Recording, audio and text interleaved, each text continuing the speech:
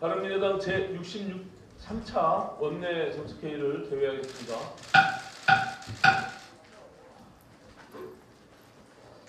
문재인 정부가 어제 10월 고용 동향을 발표했습니다.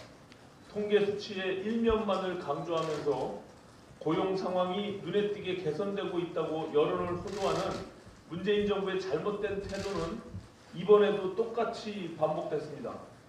국가 재정을 투입해서 만든 노인 일자리 증가를 고용 상황 개선으로 호도하는 눈속임을 반복하는 한 경제 상황은 결코 좋아질 수 없다는 것을 정부는 깨닫기 바랍니다.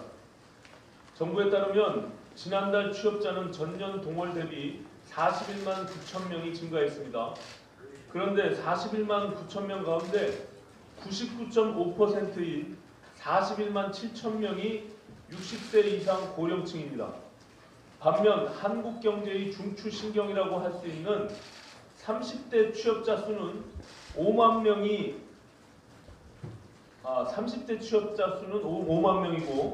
40대 취업자 수는 14만 6천 명이 감소했습니다. 40대 취업자 수 감소는 1년 9개월째 지속되고 있는 것입니다. 업종별로 보더라도 재정 투입과 직결되는 사회복지 서비스업과 보건업 취업자 수가 15만 명, 불안정한 단기 일자리가 많은 숙박 음식업점이 11만 명이 늘어난 반면에 한국 경제의 근간인 제조업은 1년 7개월째 줄어들고 있는 상황입니다. 도소매업, 금융업, 그리고 보험업, 건설업 등 경제 성장과 직결된 유관 산업들도 줄줄이 마이너스 행진입니다. 상황이 이렇기 때문에 정부가 아무리 고용 상황 개선됐다고 거짓말을 해도 경제 성장은 뒷걸음질을 치는 것입니다. 문재인 정부가 이처럼 재정 주도 고용, 노인 주도 고용을 고집하는 한 시장에서 국민들이 체감하는 경제 상황과 일자리 상황은 전혀 달라지지 않습니다. 그래서 제가 1년 내내 통계 가지고 장난치지 말고 정책을 바꾸라는 얘기를 반복해서 하고 있는 것입니다. 경기 침체가 본격화되는 상황에서 재정 투입은 불가피한 측면이 분명히 있습니다. 그러나 꼭 써야 할 곳에 써야만 재정 투입의 효과가 발생하고 경제가 살아나는 것입니다. 지금처럼 복지성 일자리 만드는 데 올인을 하게 되면 경제 성장률은 계속해서 떨어지고 고용률만 올라가는 착시 현상 외에 만들어낼 것이 없다는 말씀입니다. 문재인 정부는 제발 정신을 차리고 고부가 가치 산업 육성을 위한 시장 활성화와 혁신 성장 내실화에 사활을 걸기 바랍니다. 경제 문제로 늘 국민들에게 거짓말을 하는 문재인 정부가 이번에는 탈북 주민들을 비인도적으로 강제 북송해놓고 본인들 의사에 따른 것이라는 거짓말을 해서 충격을 주고 있습니다. 김현철 통일부 장관은 지난 7일 북한으로 추방당한 탈북 주민 2사람이 정부 신문 과정에서 죽더라도 북한으로 돌아가겠다는 진술을 했기 때문에 돌려보냈다고 국회에 나와서 주장했습니다. 그러나 이 같은 김현철 장관의 주장은 본인이 장관으로 있는 통일부의 당국자 증언으로 새빨간 거짓말임이 확인됐습니다. 통일부 당국자는 이들 탈북 주민들이 정부 신문 과정에서 자필로 귀순 의향서까지 작성하면서 귀순 의사를 분명히 밝혔다고 증언했습니다. 죽더라도 북한으로 돌아가겠다는 발언은 북송을 해달라는 요청이 아니라 우리 측으로 넘어오기 전 북한에서 자신들의 행적을 진술하다가 나온 발언이라는 것입니다. 사실이 이렇다면 김현철 장관은 국회에서 위증을 한 것입니다. 북한이탈 주민보호법은 제8조와 9조에 살인 등 중대한 범죄자라 하더라도 북한이탈 주민 대책협의회의 심의를 거쳐서 보호 여부를 결정하도록 규정하고 있습니다. 문재인 정부와 김현철 장관은 바로 이 법률 조항을 정면으로 위반하고 거짓말로 국민을 속이면서 명백한 반인도적 행위를 저지른 것입니다. 문재인 정부와 김현철 장관은 이 사태에 대해 한 점 의혹도 없이 진실을 밝히기 바랍니다. 명백하게 귀순 의사를 밝힌 북한 주민들을 누가 언제 어떤 경로로 그리고 도대체 왜 북한으로 돌려보냈는지 밝혀야 할 것입니다. 화를 키우지 말고 진실을 분명히 밝힐 것을 촉구하는 바입니다. 네, 김삼하 의원입니다. 원내대표님께서 10월 고용동향과 관련해서 말씀하셨는데 저도 이어서 말씀을 드리겠습니다. 어제 통계청이 발표한 10월 고용동향 자료에 따르면은 작년 동기에 비해서 취업자가 41만 9천여 명이 늘어났고 실업률도 6년 만에 최저치를 기록했다고 합니다. 이에 대해서 홍남기 경제부총리는 고용시장의 뚜렷한 회복세가 10월 고용동향에 반영됐다고 어제 열린 경제활력대책회의에서 언급했습니다. 그러나 지난 10월 제조업에서만 8만 1,000명, 금융 및 보험업에서 5만 4천 명, 도소매업 6만 7천 명, 건설업에서 5만 1,000명이나 취업자 수가 감소했습니다. 민간 부문에서는 최악의 일자리 참사가 계속되고 있는 상황입니다. 특히 도소매업에서도 6만 7천여 명이 감소했다는 점을 주목해야 합니다. 이는 십수년간 고용시장에서 실업자들을 흡수하는 역할을 했던 자영업이 이제는 그마저도 힘들어졌다는 것을 의미합니다. 반면 정부가 만든 단기 공공일자리가 대부분인 60세 이상 취업자는 무려 41만 7천 명이나 늘어났습니다. 소득주도 성장의 실패로 민간 투자가 위축되고 인간의 일자리가 많이 사라졌는데도 근본적인 대책을 강구하기보다는 통계 수치 가리기에만 급급해온 문재인 정부의 실패가 고스란히 드러난 것입니다. 또한 30대 취업자 5만 명, 40대 취업자 14만 6천 명이 감소했습니다. 한 가장의 일자리가 줄어드는 상황에 대해서 정부는 심각하게 받아들여야 합니다. 수개월째 민간 부문의 일자리가 줄어들고 국민 혈세로 만들어지는 공공부문 일자리만 늘어나고 있는데 이는 결코 지속 가능하지가 않습니다. 문재인 정부는 지금 경제를 살리겠다고 내년도에 513조가 넘는 슈퍼 예산을 빚까지 내서 편성하겠다고 합니다. 문제만 있으면 돈으로 해결하겠다는 태도입니다. 민간의 일자리를 확대하기 위한 근본적인 제도 개선으로 우리 기업들의 숨통을 틔우는 것이 해결책입니다. 이상입니다.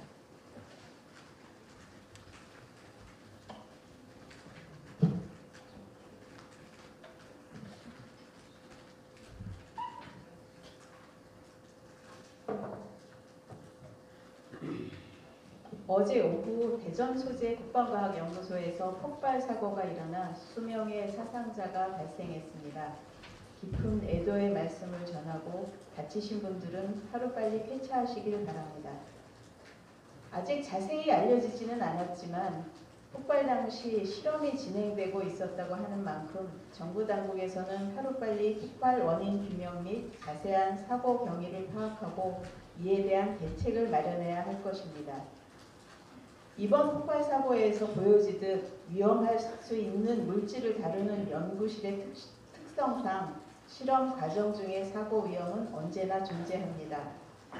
과학기술정보통신부에 따르면 최근 5년간 연구실에서 발생한 안전사고는 1318건에 달했으며 매해 사고 건수가 증가해서 지난해에는 처음으로 300건이 넘기도 했습니다. 신물질 창출, 융합 연구 등 창의적이고 모범적인 연구가 이루어질수록 연구실 안전을 위협하는 요소는 늘어날 수밖에 없습니다. 하지만 현행 연구실 안전법은 여전히 사람의 안전이 아닌 연구 자원의 효율적 관리를 목적으로 하고 있습니다. 이에 저는 연구자, 사람 중심으로 연구실 안전 패러다임을 바꿔야 함을 주장하면서 연구실 안전법 개정안을 발의했습니다. 안전은 우리 모두가 누려야 할 권리입니다. 그런 의미에서 연구실도 마찬가지라고 할 수 있습니다. 다시는 연구실에서 발생하는 안전사고로 귀한 생명이 다치거나 죽는 일이 없이 연구자가 안전 걱정 없이 마음 놓고 자기 기량을 발휘하며 연구할 수 있는 환경을 조성해야 할 것입니다. 저와 바른미래당은 연구실 안전법 개정안 통과를 비롯해서 안전한 연구 환경 조성을 위해 힘쓸 것을 약속드립니다. 다시 한번 사고로 희생되시고 다치신 분들과 그 가족분들에게 위로의 말씀을 전합니다.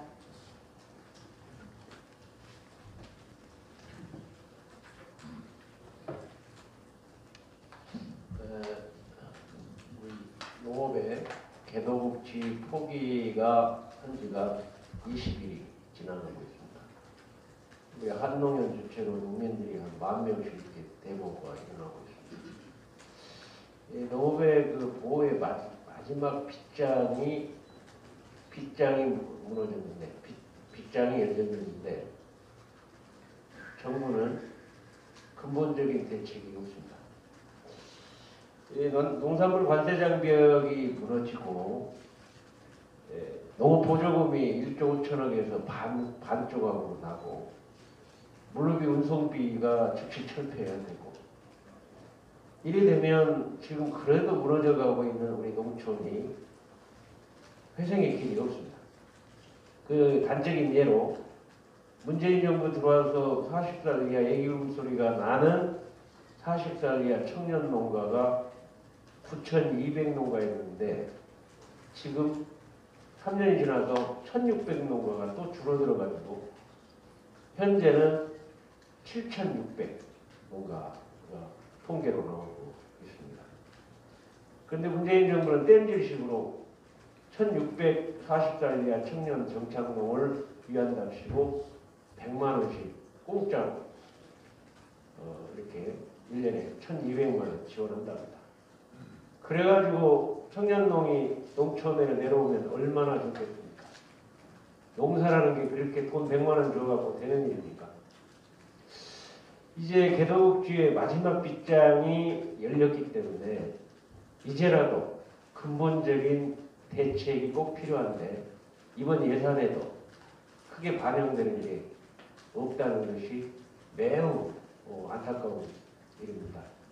37,200개 농촌 마을에 지금 7,600농가라고 하면 6개, 7개 마을에 40살 이하 애기 울음소리가 나는 농가가 불과 한 농가가 없는데 우리 농촌이 어떻게 회생할 수 있겠습니까? 이런 계기를 통해서 근본적인 대책을 우리 문재인 정부가 꼭 만들어내야 되는데 이번 예산에도 그렇게 반영되지 않는 것이 너무 안타까워서 답답함을 금할 수가 없습니다. 다시 한번 촉구합니다. 마지막 기회라고 생각하고 우리 농업 문제에 대해서 근본적인 수술을 해주기를 기대합니다.